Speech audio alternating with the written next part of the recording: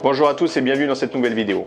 Je suis ravi de vous retrouver comme chaque semaine, mais je suis aussi heureux de vous apprendre que les abonnés ne cessent d'augmenter et que du coup ça nous motive vraiment à continuer nos vidéos de présentation et surtout à anticiper les vidéos d'expédition qui seront beaucoup plus professionnelles que les précédentes.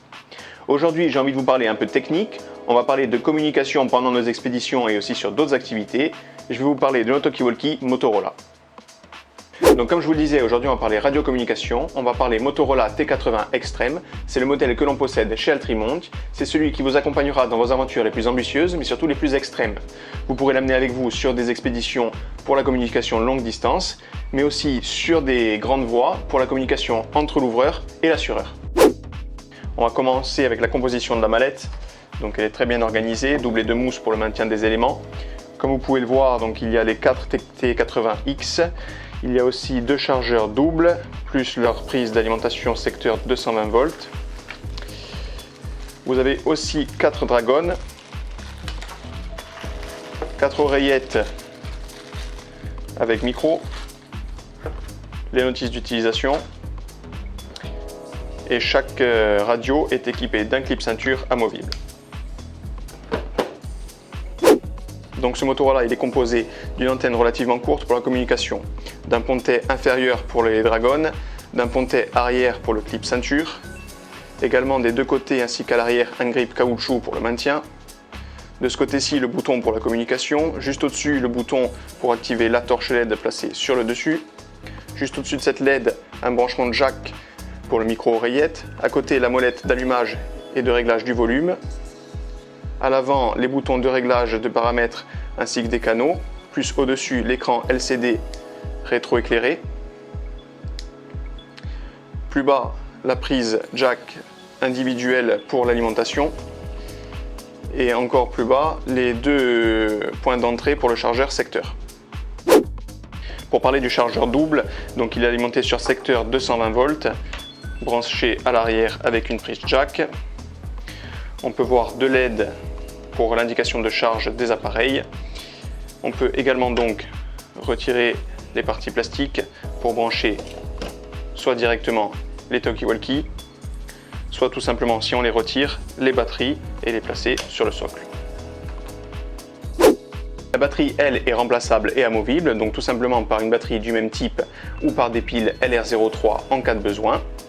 Pour y accéder, par contre, il vous faudra au minimum un tournevis car le boîtier est étanche et on va voir de suite comment.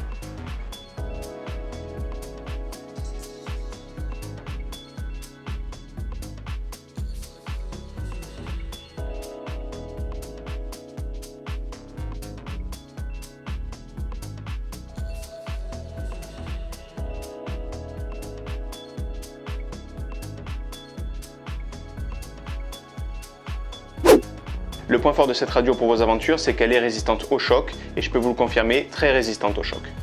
Elle est aussi donnée IP54, donc résistante à la poussière et aux éclaboussures, mais elle est aussi dite étanche. Donc je ne l'ai pas testée, mais je peux vous confirmer par contre qu'en grand froid, elle fonctionne encore à plus de 4000 mètres d'altitude. Pour parler des accessoires, donc d'abord la Dragon, elle est connectable sur clip à l'arrière du talkie-walkie. Elle-même possède un clip pour venir la connecter autour du cou. Et ça vous évitera de perdre votre radio en cas de souci. Deuxième accessoire très important et surtout le plus pratique je pense, c'est tout simplement l'oreillette avec le micro qui est facilement mise en place, que l'on connecte sur le haut de la radio au niveau de la prise jack, qui va vous permettre une communication en main libre avec l'option Vox.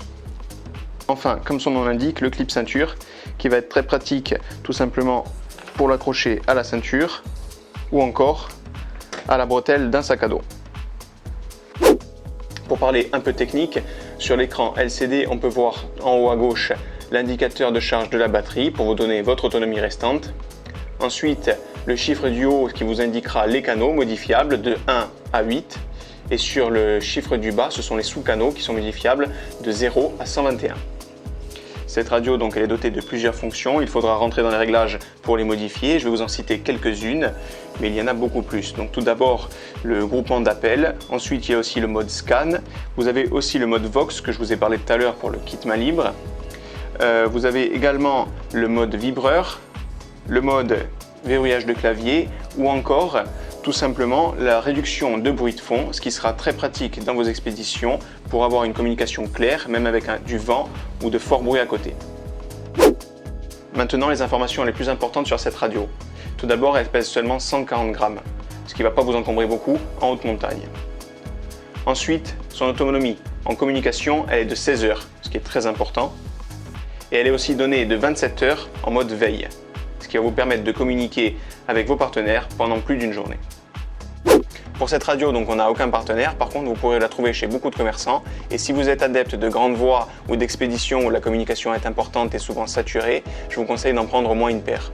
Encore merci de nous avoir suivis. Si vous avez d'autres questions, n'hésitez pas à les poster en commentaire ou tout simplement des propositions pour des futures vidéos. Avant de partir, n'oubliez pas de vous abonner si ce n'est pas déjà fait, d'activer les notifications pour recevoir les nouvelles de chaque vidéo et surtout de mettre un petit like en dessous de celle-ci pour nous permettre de faire évoluer cette chaîne et de continuer les vidéos de ce genre et d'expédition. Et je vous dis à lundi.